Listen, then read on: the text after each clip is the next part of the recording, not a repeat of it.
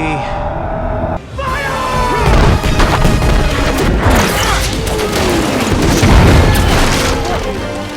invincible.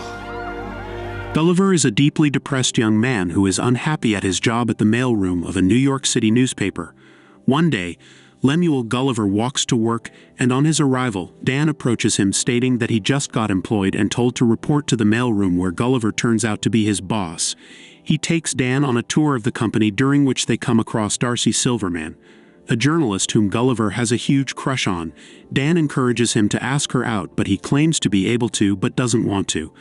A few days later, Dan informs Gulliver that he is no longer his boss since being promoted to the head of the mailroom. This information leaves Gulliver devastated, which prompts him to approach Darcy, convincing her that he could write a report about his extensive world travels, which is an obvious lie. He tells her it's his dream to become a writer, and Darcy pledges to make his dream come through, so she asks him for a writing sample. When Gulliver gets home, after suffering the writer's block, and thinking that Darcy will not want to hang out with a guy from the mailroom, he plagiarizes several publications on the internet and hands it over to Darcy the following day. She is quite impressed by his writing, and offers him a new task, which happens to involve traveling to the Bermuda Triangle to write an article about the myth of ships, which mysteriously disappears in the area. Gulliver arrives at Bermuda Airport, after which he is transported to a boatyard where he rents a boat and travels far into the ocean.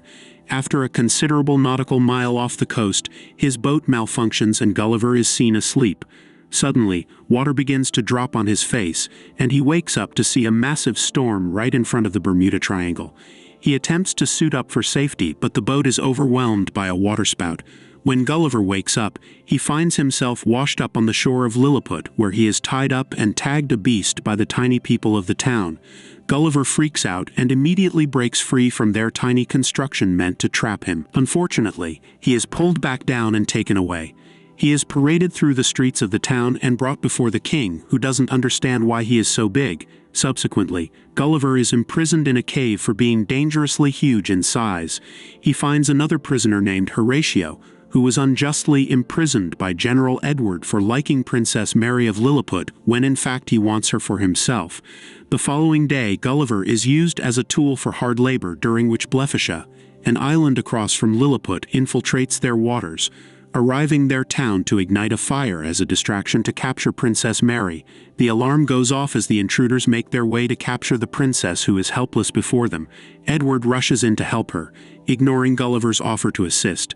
Mary is kidnapped, but Gulliver comes to her rescue and takes her away before Edward arrives to save her. The king is now trapped in the raging fire, then Gulliver goes to rescue him by urinating all over the fire, especially on Edward's head. King Theodore is most grateful and declares Gulliver his savior, inviting him to a banquet in his honor, which he accepts only if Horatio is released and invited as well. That evening, the gigantic Gulliver joins the royal family to eat, during which he claims that he is from a democracy where he is the President of the United States, saying that Yoda is his vice president. The king instructs his finest engineers to build Gulliver an extremely luxurious accommodation, which enrages Edward. Gulliver encourages Horatio to flirt and win the heart of Princess Mary. He hides behind a building, giving Horatio average romantic words, which he successfully uses to gain the heart of the beautiful princess. Later that night, the city patrol finds Gulliver's coke drink along with his ship and phone. He has over 12 angry voicemail messages from Darcy, who found out about his plagiarism, and is now to take his place, traveling to Bermuda, wishing to no longer be friends with Gulliver. Princess Mary confides in Gulliver, saying that she is in love with Horatio, but her heart is promised to General Edward.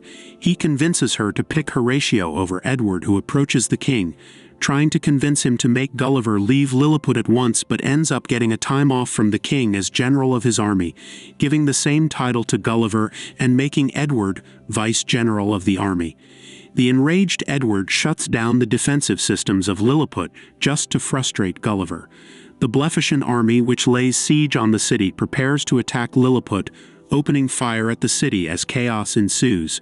Horatio informs Gulliver of the attack, and he goes off into the sea to confront the Blefushans. Gulliver attempts to resolve the conflict peacefully, but they open fire at him, forcing him to retaliate, defeating their entire fleet as the people of Lilliput watch him pull the ships away. Later that day, Edward rudely barges into Princess Mary's chamber, which prompts her to embarrass him, making it clear that she no longer wants anything to do with him. Edward wallows in rage and jealousy. Seeing how the town worships Gulliver, he goes to pledge his allegiance to the King of Blefuscia, stating that their city is next on the list to be destroyed by Gulliver. Edward reveals his strategy on how to take down Gulliver. Horatio goes out on a date with Mary but manages to mix things up, making a mess of the date as she walks away. The warning bells are ringing again, and this time it's Edward who has built a massive battle robot based on Gulliver's magazine. Gulliver mocks Edward's invention, then the king admonishes him for his treachery. Edward challenges Gulliver to a duel, and the fight begins, showing Edward's robot to be capable of transforming into a larger size than Gulliver, who seems to be having problems facing the challenge. Edward makes Gulliver surrender in front of everyone, admitting to the people that he is just a guy from the mailroom and nothing more. Edward then banishes Gulliver to a dangerous island called Brobdingnag. He leads the transportation himself, cutting Gulliver off into the ocean. He arrives at the island where nobody dares to go and is eventually captured by Glumdalclitch, a giant girl who is to Gulliver as he is to the people of Lilliput. The Blefuscians have taken over Lilliput, capturing the princess and imprisoning her parents. Surprisingly, Edward and his men have once again captured a giant, and this time it is Darcy, Gulliver's crush. Gulliver wakes up to find himself trapped in a dollhouse, forced to become a toy of a mean girl who dresses him up like a lady with a wig to match and milk for food in the cruelest manner. Horatio escapes Lilliput and arrives at Gulliver's location, revealing to him that Darcy has been captured by the Blefuscians after arriving at Lilliput. Gulliver gets a parachute, narrowly escaping captivity from the dollhouse. He eventually meets Darcy, who is surprised to see him. She asks him why everyone is referring to her as a princess.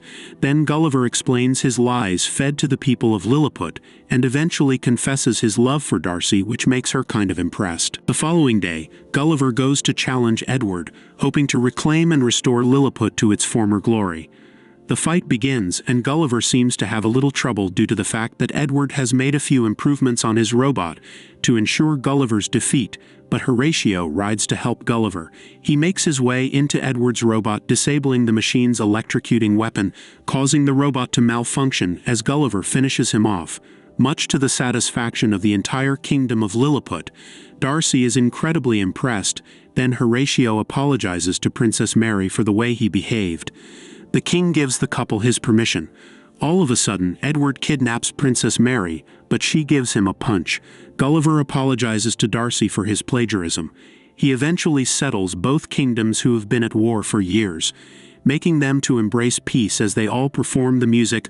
War, what is it good for? Absolutely nothing. Gulliver and Darcy depart Lilliput, making their way back to New York as Horatio cries. He is seen back at work inside Darcy's office, where Dan meets him only for Gulliver to have been finally promoted, becoming Dan's boss again. The movie ends with Darcy and Gulliver running off to get lunch. Don't forget to subscribe and hit the notification bell to stay updated for more contents like this. Thanks for watching.